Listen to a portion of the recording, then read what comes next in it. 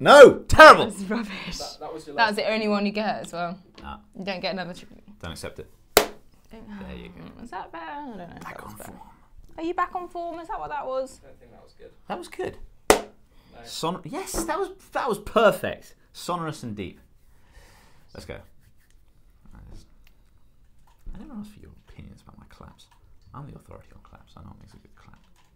Kieran, it's not coming up.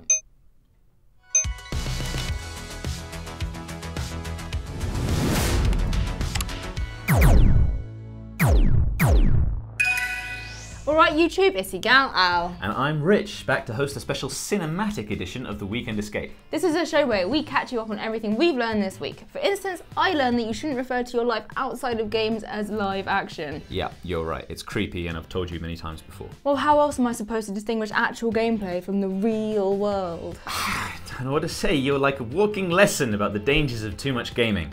Whatever. What's so cinematic about today's show anyway?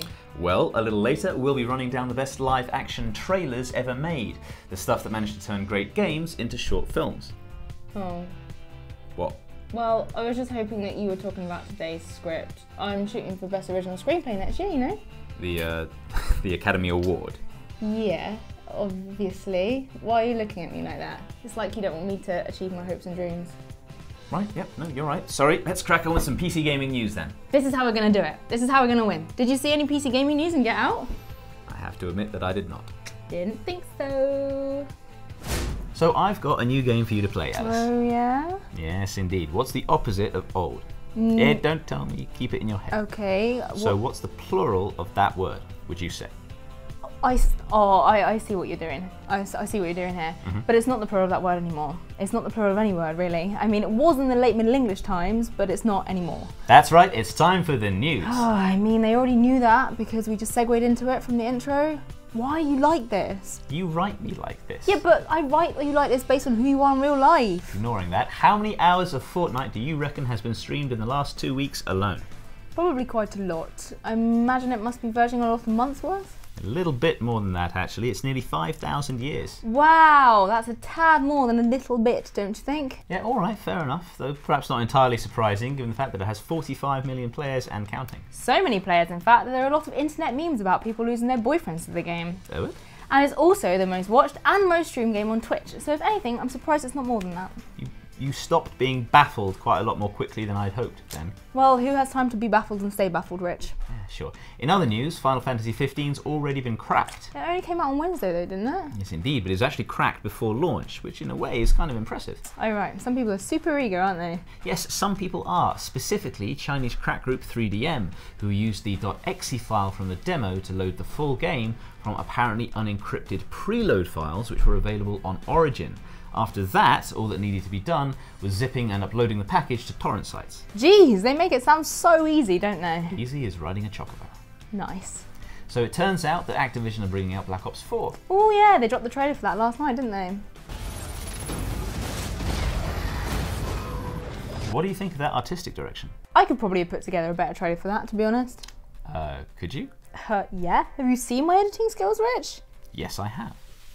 Moving on, did you know that Ubisoft have made a prequel to Far Cry 5? Yeah, mate, they called it Far Cry 4. Yeah, that's not what I meant. There's actually a short film on Amazon Prime right now. If you're a member, you can get an early look at the religious cult named Eden's Gate. Ah, they're the baddies in Hope County, right? Yes, indeed. And in the film, a group of vloggers go looking for cult leader Joseph Seed, and things don't go well. Well, that's filmmaking. You have to be willing to take risks with your work, otherwise you're looking at creative death. All right, Ligori del Toro. Since we're on the subject, let's have a look at those live-action trailer classics. One thing the rise of motion capture has given us is characters who look and sound exactly like their actors.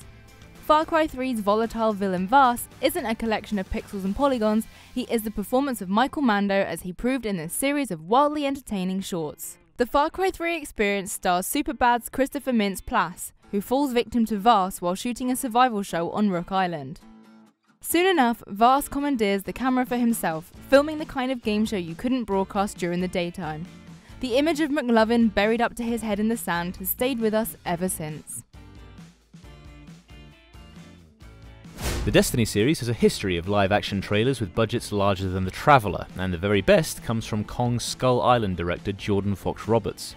As in his feature film, he focuses on the biggest personality available, in this case, Cayde 6. As the Destiny 2 character with by far the least respect for the fourth wall, Cayde is the perfect choice to pitch the sequel to newcomers, by way of an exploding vanilla latte. Fox Roberts gets extra credit for pulling on real locations from the game, a fact that makes these 2 minutes essential viewing for veterans as well.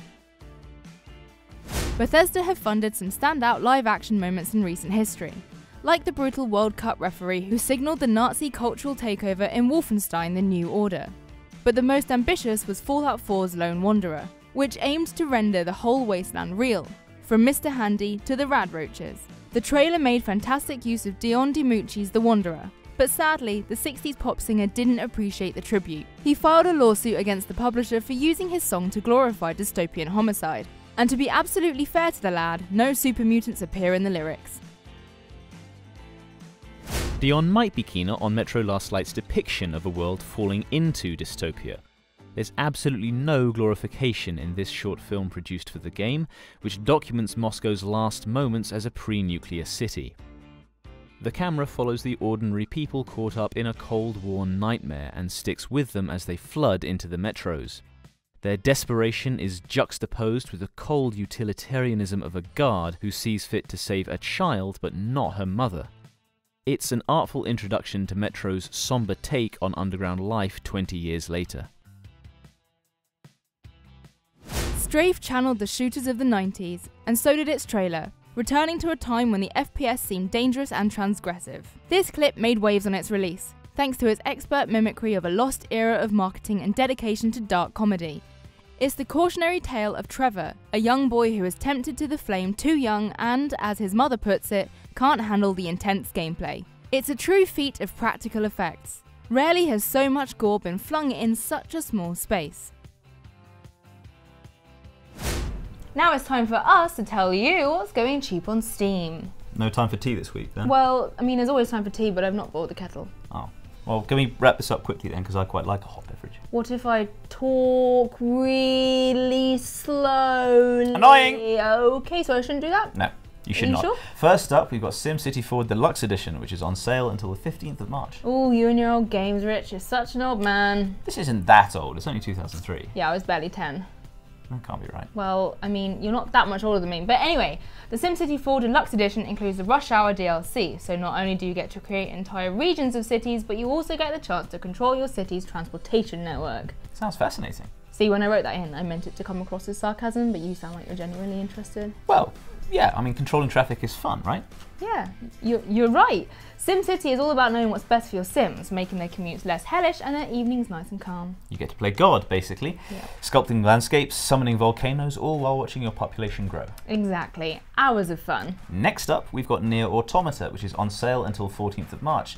It's got 50% off. Oh wow, 50% off is a good deal for a game that only came out last year. Isn't it just? Nier tells the story of a group of androids as they battle to reclaim a world that has become overrun by powerful machines. It's got an awesome soundtrack too, right? That's right, and a wonderful, rich story. Haha, Rich. Yeah, good script. The protagonist is female too, which is refreshing. That's lovely. I really like the game's art style too. It looks super fun and pretty, which is something can be said about me. Right.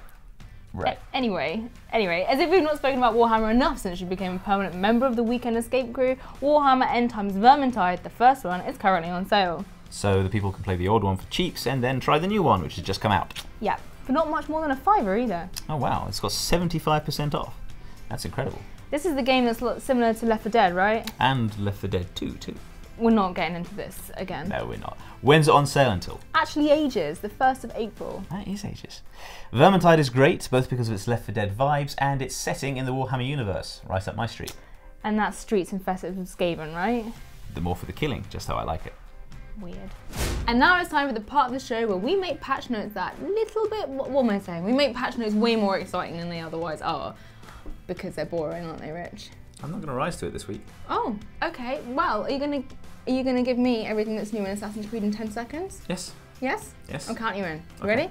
3, 2, 1, go. There's a new quest to introduce the Curse of the Pharaohs DLC. There's a new hard mode for all of the god battles, which will make it more challenging. 4 seconds there's the Anubis armor set for completing it, and you're done. There's a new reward for completing all 75 tours in the discovery mode. That's over 10 seconds. It is, but it's comprehensive, and the people are now informed. The people. And now it's your chance to do the same thing. 10 seconds to tell us everything that's coming to League of Legends in patch 8.6, which has just gone live on the PBE. It will obviously develop and more stuff will be added to it over the next couple of weeks.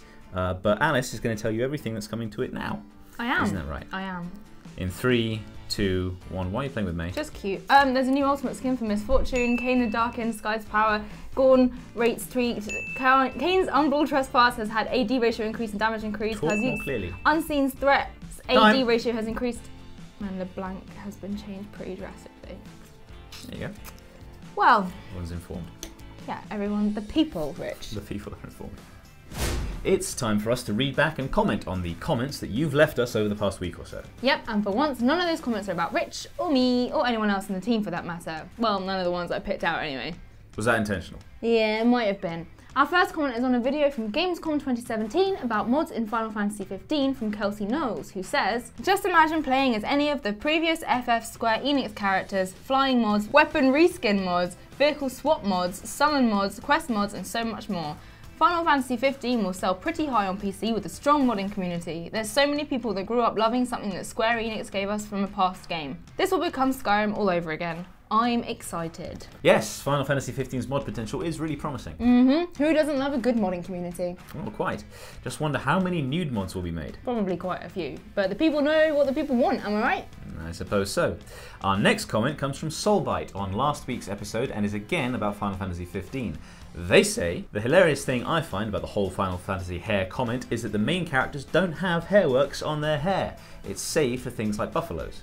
I also find that kind of funny. It's pretty weird, isn't it? I mean, the character hair is beautiful, but they decided to make the monsters look like shampoo adverts? Yeah, the people know what the people want, am I right? No. Ah, okay. Fine, our final comment comes from Yono on our latest Overwatch This about Brigitte, and they say, personally, that swing doesn't satisfy me. Seems a bit weird. Yeah, I know what you mean. Yeah, Kieran, our man behind the cam, was saying this too. There's something quite judgy about it, like it's missing a frame.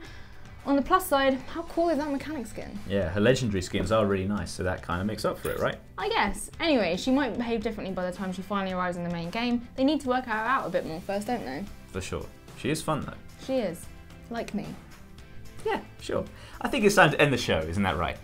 It's time, as the Red Hot Chili Peppers once implored us all, to give it away, give it away, give it away, nah. It's almost as if they knew that decades on, we'd be offering PC gaming swag to Weekend Esc viewers. Do you think I should thank them? What do you mean?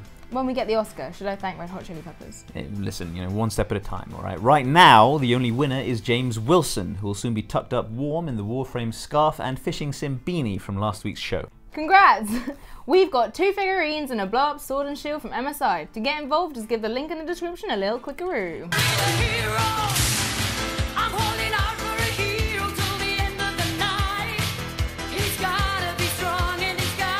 And, thank you Alice, check out our site giveaway this week, which is for the ghoulish multiplayer horror game Dead Dozen.